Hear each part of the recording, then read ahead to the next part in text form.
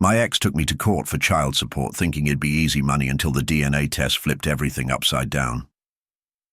Hello, my name's Marcus Hill, 38 now, but this all started when I was 30.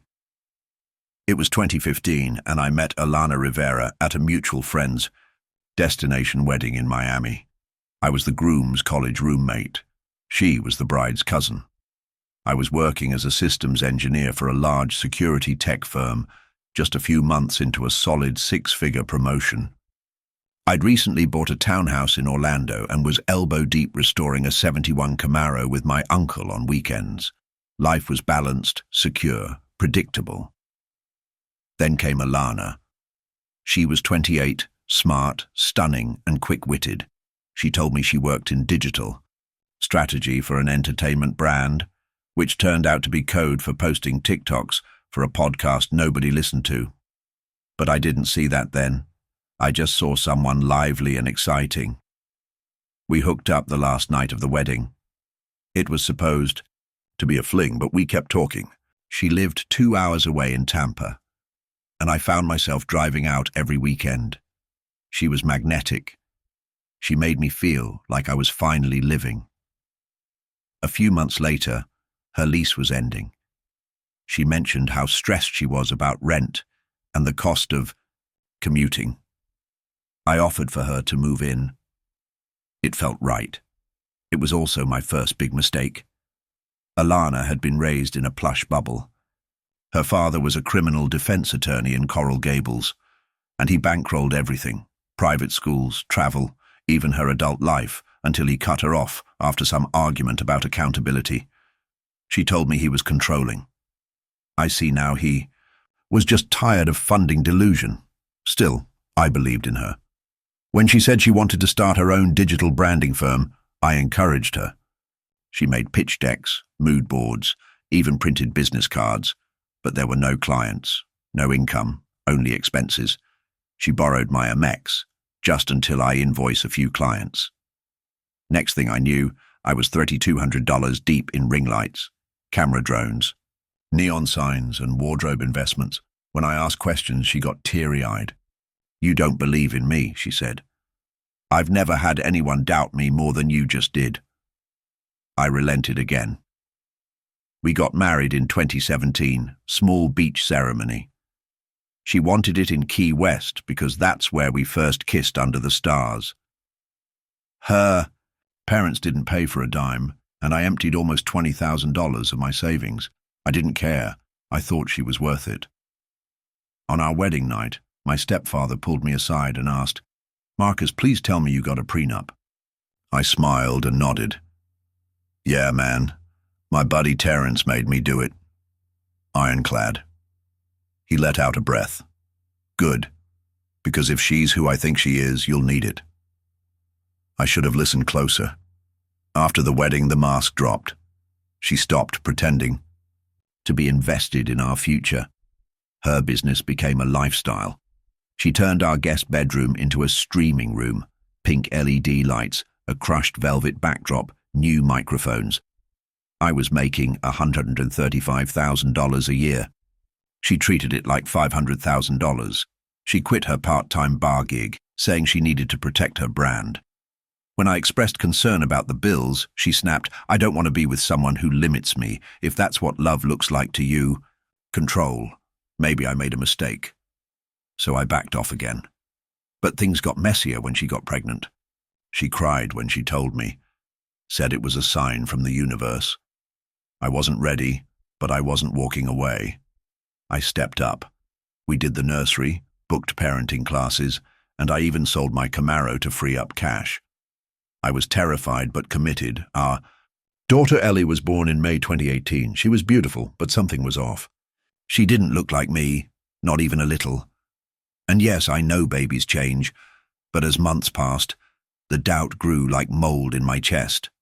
My mom even pulled me aside once and said gently, "She's lovely, but Marcus, are you sure?" I dismissed it. I had to, but the final straw came in late 2019. Alana started disappearing for hours without explanation. She said she was working on a brand partnership, but her socials never showed any new campaigns. One night I found messages on her iPad, left open by mistake. Flirty texts with a guy named Anthony, a nightclub owner. She'd been seeing him for months. While I was working overtime, she was out networking. When I confronted her, she didn't deny it. In fact, she laughed, said I was too boring, too corporate. I filed for divorce the next morning. She didn't fight it, but she did come after me for child support. She thought she had me. She thought I'd just keep paying because I always had. But this time I'd had enough. My lawyer requested a DNA test before anything was finalized. She went ballistic. Tried to delay the hearing. Claimed I was trying to traumatize our daughter, but the judge granted the test. 2 weeks later, the results came in. 0.0% probability of paternity. I stared at the paper in stunned silence. My lawyer whispered, "We're done here." Alana's face turned white in court. She tried to say it was a lab error. She even cried, begging me not to abandon Ellie. "I'm still her mother," she screamed in the hallway. "And I'm not her father," I replied coldly. "You made that decision, not me." The judge threw out her claim for support and reminded her of the prenup she had laughed off. She walked in expecting a payday. She walked out with nothing. I moved out of state a few months later. New job, new city. I still think about Ellie sometimes. It's not her fault, but I also know I was never her dad, not by blood and clearly not by truth. Alana texted me last year on Father's Day. "She still calls you Daddy." I left it on red. Some lessons come late. Some people never change. And some betrayals free you. It's been 2 years since that courtroom day, since my entire life collapsed and rebuilt itself in the same breath. I live in Denver now. Took a lead role at a cybersecurity firm and started hiking again. Something I hadn't done since college. There's something about climbing a mountain that mirrors rebuilding your life. Every step is painful, but every step moves you forward. I stayed off social media for a while. I didn't want reminders of Alana's curated boss babe image or posts pretending our marriage never crumbled. But eventually, curiosity won. Turns out she tried to play the victim. She posted a crying video claiming she was betrayed by someone who walked away from his responsibilities.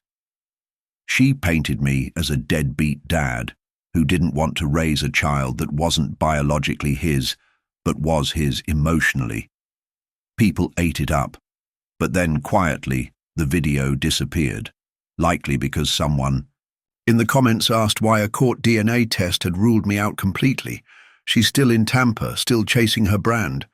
She went from digital strategy to selling candles, then to coaching people on emotional alignment for abundance, whatever that means. And Ellie, I'll admit that's the part that hurt the most. Not because I missed being a father to a child. That wasn't mine, but because I had let myself believe in something that never existed. I grieved a lie. But time is funny. It doesn't heal everything, but it does clear the fog. A few months ago, I got a letter, not from Alana, but from her mother. She apologized on behalf of their family, said she'd always known something wasn't right. Enclosed in the envelope was a photo of Ellie, now 5 years old, and a note in crayon that just said, "Thank you." I didn't know what to feel. I stared at that note for hours. Was it guilt-tripping? Was it sincere? I couldn't tell, but I never replied because the truth is, I gave everything I had to a fantasy, and now I was finally learning to invest in myself.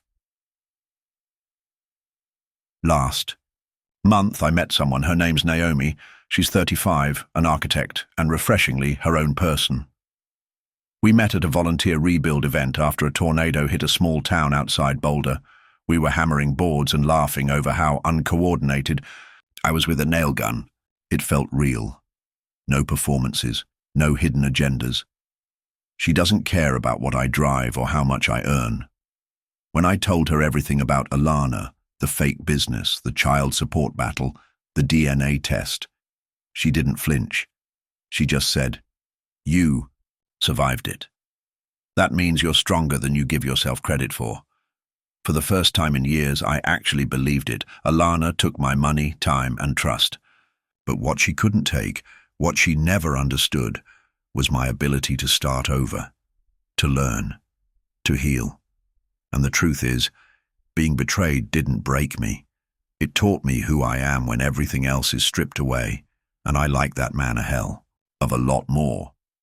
Some people mistake kindness for weakness. They think because you give, you're a fool.